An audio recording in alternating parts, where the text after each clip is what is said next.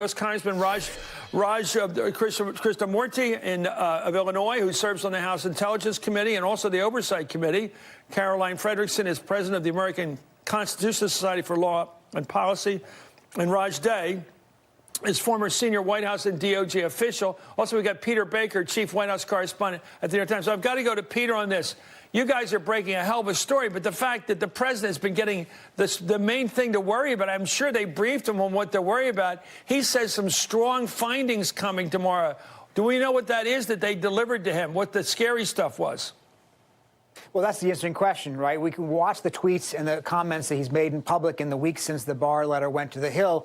And then the question is to interpret from those. What do those mean? The fact that he originally said, I want the whole report released. I've got no problem with it going out. And then for days, would say, why do they even need to see the report? It's over. The Democrats are just trying to make hay.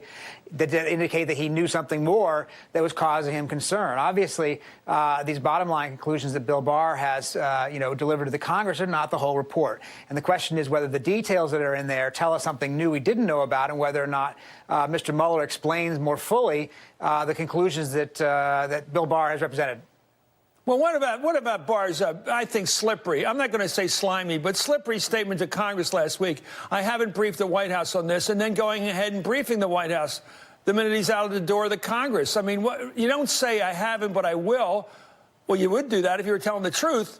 But you tell him not doing it is making the presumption out there you're not going to brief him. And they did. Peter? Yeah, I think it would have been reasonable for senators to expect that what he was saying was he was not planning to do it, although he didn't specifically say that, and that this is going to cause a lot of ripples on Capitol Hill, especially among Democrats who are going to ask questions about what he was telling the president. I imagine it'll be the first question or one of the first questions he might get at tomorrow's news conference at 9:30 in the morning. Congressman, what do you make of this whole thing? I don't like the whole look. So if you're supposed to get a 4-page memo from the president's appointee as Attorney General, his pal, who got the job by saying, I believe in a very strong executive authority and all the right things for Trump to hear. And then he could have released the summaries, at least, from the Mueller report. He chose not to release the summaries. Why not? And now we find out he's been briefing the White House for days. He's not going to give even a copy of the report to the Congress people until he, Mr. Barr, the Attorney General, the president's guy, has put out a statement tomorrow morning explaining what he thinks. Again, his version of truth, not the truth.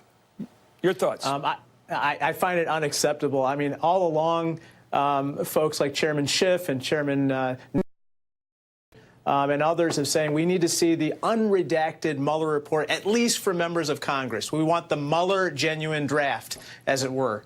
And here we're going to have color-coded redactions. I hope it's not a rainbow of redactions.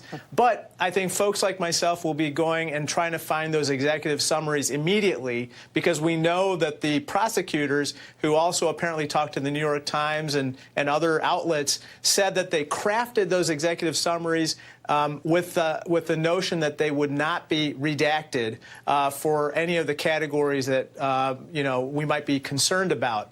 And so that's one thing we'll be looking for. The second thing is any counterintelligence information. So information that might not rise to the level of a criminal conspiracy, but it might be information that could be used by Russians or our adversaries for purposes of leverage or exploitation with regard to government officials here. And then the third and final thing I'll be looking for, among other things, is simply that evidence that was on both sides of the obstruction of justice. If we're not able to find that within the report, then we know for sure that large portions have been redacted that should otherwise be shared with the public. In any case, Jerry Nadler is armed with subpoenas, and the subpoena power has been granted by his committee, and I expect that he would probably use them if we see, some of these red flags pop up immediately. Well, I think the Attorney General is going to be fighting those subpoenas anyway as part of the president's team. That was